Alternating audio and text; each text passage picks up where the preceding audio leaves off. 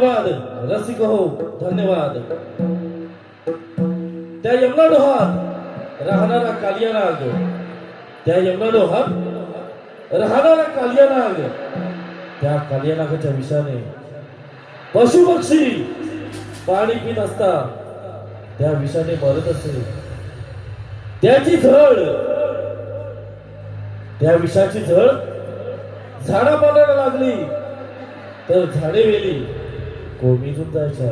आणि हेच श्रीकृष्णाच्या लक्षात आले. श्रीकृष्णाने यमुना डोहातील कालिया नागाचे गर्वहरण कसे केले चला तर पाहूया. श्री अग्नेश्वर महालक्ष्मी नमन मंडळ आपल्या समोर सविनय सादर करत आहोत. मर्दन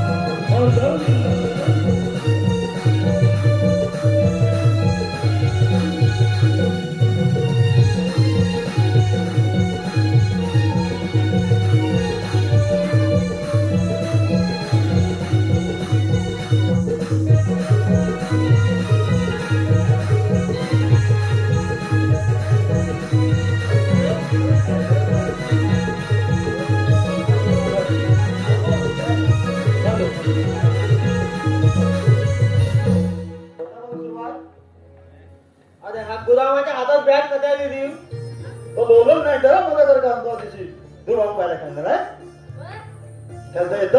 अरे गुलामान्या अरे आता घरात आता टाकला तर हे करतो की मारतो पण बॉल. अरे घरात खेळूया जर जरा खेळूया.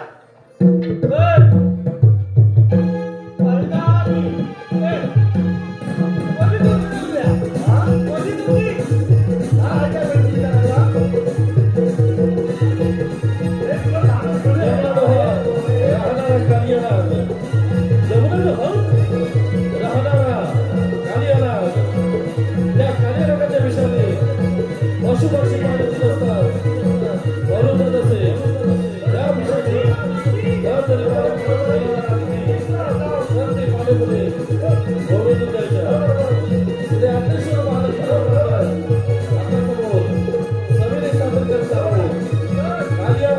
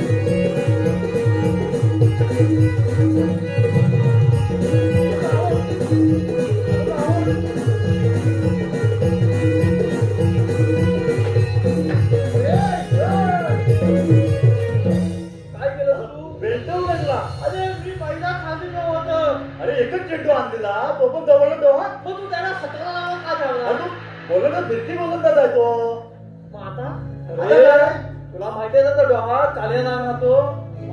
आता डोहात गेले पण जीवन घेतो ना परत. आता तोंडाला वसा तुझ्या हातावरती. अरे सोंगड्या तो तुम्ही काहीच काळजी करू नका. त्या यमुना डोहातला चेंडू मी घेऊन येतो. हो ठेवा तो. आजपर्यंत गेलेला तिथं परत कोण आलेला नाही. त्या काल्या नगरच्या विषानं त्याचं मरण होतं. तुम्ही जाऊ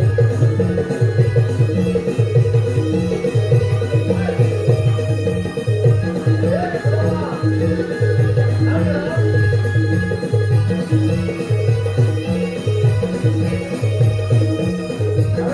नका.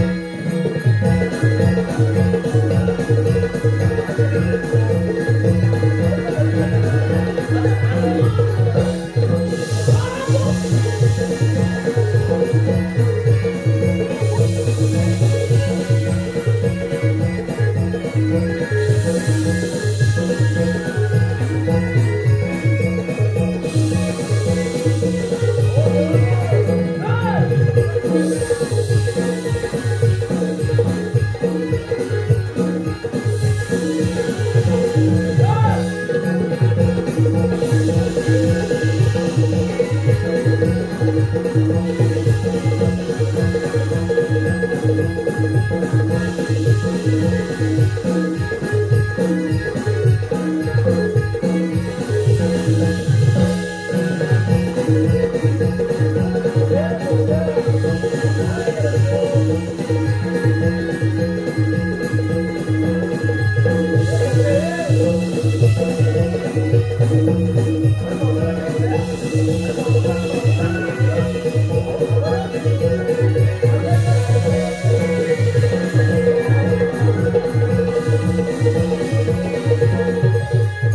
आम्ही हे अच्युता तुझा तुझा पराक्रम पाहून माझं हे अच्युता माझं गर्वारण झालं. आता तू सांग हे अच्युता मी काय करावं. अरे काळ्या नागा, तू हा यमुना डोह सोडून तू निघून जा. ठीक आहे अच्युता, हा यमुना डोह सोडून मी दूरवर जातो. गर्वारण झालं माझा अच्युता, गर्वारण झालं. कृष्णदेवाचा